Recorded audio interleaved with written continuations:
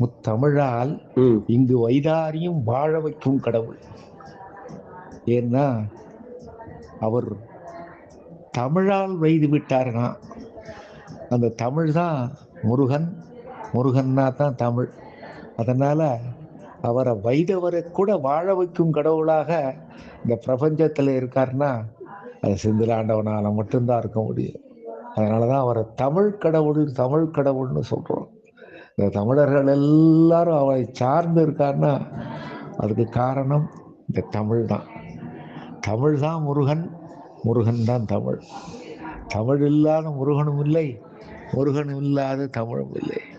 அதனால தான் உயிரெழுத்து 12ம் 12 கைகளாகவும், மெய்யெழுத்து 18ம் 18 நேத்திரங்களாகவும், ஆயுத எழுத்து 3ம்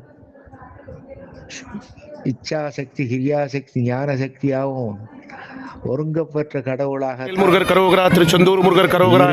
ஒரு குட் நியூஸ்ங்க, தங்கத்தேர் ஓட ஆரம்பிச்சாச்சு. நல்லா பிரார்த்தனை பண்ணிக்கோங்க. எழுத்துக்களையும் கொண்ட கடவுளாக இந்த உலகம் முழுக்கும் தமிழால் புகழ்ச்சி கொண்டிருக்குன்னா அது முருகப்பெருமானாக மட்டும்தான். கரோகரா. மறக்காம திருச்செந்தூர் முருகர் சேனலை சப்ஸ்கிரைப் பண்ணி ஆதரவு தாங்க. முத்தமிழால் இங்கு வைதாரியும் வாழ வைக்கும் கடவுள். ஏன்னா அவர் தமிழால் வைது விட்டார்னா அந்த தமிழ் தான் முருகன், முருகன்னா தான் தமிழ். அதனால அவரை வைதவரை கூட வாழ வைக்கும் கடவுளாக